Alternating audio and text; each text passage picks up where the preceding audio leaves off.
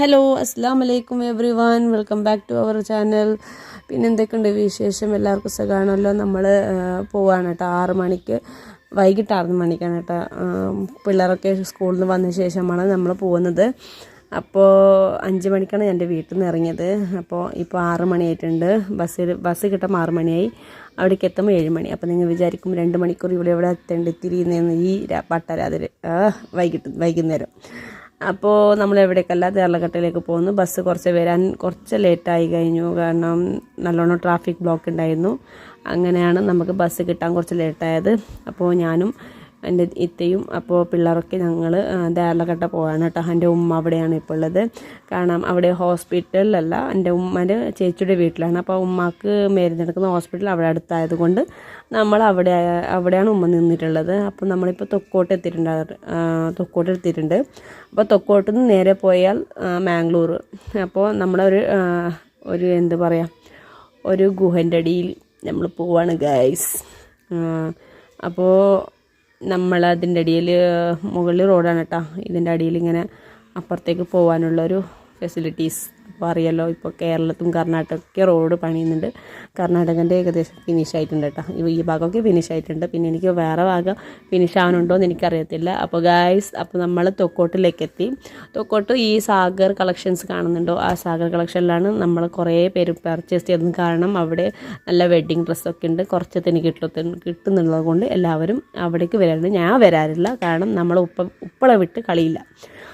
അപ്പോൾ ഗൈസ്, അപ്പോൾ നമ്മൾ അങ്ങനെ ഞാനൊരു പുറത്തത്തെ ചെറിയ വ്യൂ എടുത്തിട്ടുണ്ട്. കാരണം ഞാൻ ദേർലഘട്ട പോകുന്ന വഴി എത്ര ഹോസ്പിറ്റൽസ് ഉണ്ട്. അതിൽ വലിയ വലിയ ഹോസ്പിറ്റലാണ് കേട്ടോ. ഒന്ന് തൊക്കോട്ടിലും പിന്നെ ഒന്ന് മാംഗ്ലൂരിലാണ് ഹോസ്പിറ്റൽ ഉള്ളത്. ഇത് ഫസ്റ്റ് കിട്ടുന്ന ഹോസ്പിറ്റലാണ് ആനപ്പൈ ഹോസ്പിറ്റൽ. അപ്പോൾ ഇവിടെയാണ് ഉമ്മക്ക് കാണിക്കുന്നത്. ഉമ്മയുടെ ചികിത്സ ഇവിടെയാണ് ഇപ്പോൾ നടക്കുന്നത്. അപ്പോൾ ഇതിൻ്റെ അടുത്താണ് എൻ്റെ മൂത്തമ്മൻ്റെ വീട്. അതുകൊണ്ടാണ് ഉമ്മനെ അവിടെ നിർത്തിയിട്ടുള്ളത്.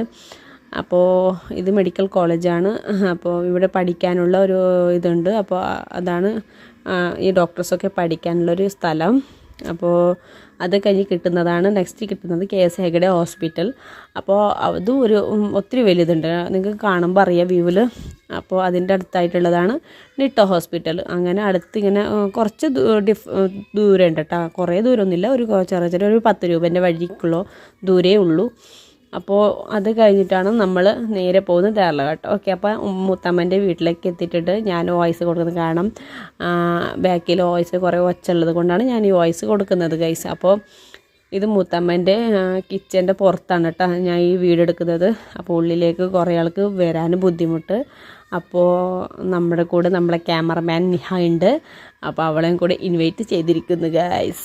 അങ്ങനെ അവളിപ്പോൾ ചിരിക്കുകയോ കാര്യമോ എന്തൊക്കെയോ ചെയ്യുന്നുണ്ട് എൻ്റെ കൂടെ. അപ്പം നമ്മൾ കട്ടിങ് ഫുള്ള് ബിരിയാണിക്കുള്ളത് കർണാടക ബിരിയാണി കേട്ടോ. അപ്പോൾ കർണാടക ബിരിയാണി ഞാൻ ഉണ്ടാക്കുന്നതല്ല, ഞാൻ ജസ്റ്റ് ഒന്ന് ഹെൽപ്പ് ചെയ്ത് കൊടുക്കാം. ഈ ടൊമാറ്റോ പിന്നെ സവാള അതൊക്കെ അരിഞ്ഞ് കൊടുക്കുകയാണ് കേട്ടോ. അപ്പോൾ ഇന്ന് കർണാടക ബിരിയാണിയാണ്. അപ്പോൾ ഇതിൻ്റെ റെസിപ്പി ഒന്നും എനിക്കറിയില്ല. ഇതാരുണ്ടോ? നല്ല മണം. എരിവുണ്ട്. അപ്പോൾ ഇത്താൻ്റെ എരിവ് ടെസ്റ്റ് കഴിഞ്ഞു. നമ്മളാണ് എരിവ് പറഞ്ഞത്, അവൾ കാരം പറയുന്നത്, നമ്മുടെ ഭാഷയിലാണ് കാരം പറയുന്നത്. അതിന് നമ്മൾ ചിരിച്ചതാണ് കേട്ടോ. ഇവരുടെ സ്പെഷ്യൽ ബിരിയാണി നമ്മുടെ കേരള സ്റ്റൈലൊന്നല്ല കേട്ടോ. അപ്പോൾ ഇവര് നമ്മുടെ തേങ്ങ ഒക്കെ ചേർക്കാറുണ്ട്. അങ്ങനെ സവാളൊക്കെ അരിഞ്ഞു കൊടുത്തിട്ട് നമ്മൾ ജസ്റ്റ് ഒന്ന് ഫ്രൈ ആക്കാൻ നോക്കുമ്പോൾ ഉള്ളി ജസ്റ്റ് ഒന്ന് അടുക്കി പിടിച്ചിട്ടുണ്ടായിരുന്നു. കാരണം ബാബി വീടിന് മുമ്പിൽ വരാത്തത് കൊണ്ട് അങ്ങനെ ബാബി അവിടെ നിന്ന് വിട്ടിട്ട് ഒരു ഓട്ടാണ് കേട്ടോ. അപ്പം അതുകൊണ്ട് നമ്മൾ ഡിസ്റ്റർബ് ചെയ്യേണ്ടെന്ന് വിചാരിച്ചു. ഞാൻ ഒരാളെ കൂടി ഇൻട്രൊഡ്യൂസ് എൻ്റെ ചാനലിലേക്ക് വിളിക്കാൻ പോവാ. എൻ്റെ ഉമ്മാൻ്റെ ചേച്ചി, എൻ്റെ മൂത്തമ്മ. ഇത് ഞാൻ എൻ്റെ മോളല്ലേ, എൻ്റെ ചേത്താൻ്റെ. അതൊക്കെ എന്താ ഇവർക്ക് രണ്ടൊക്കെ ഒരു കളിപ്പാവ കിട്ടിയത്, കളിപ്പാവ ഡോൾ.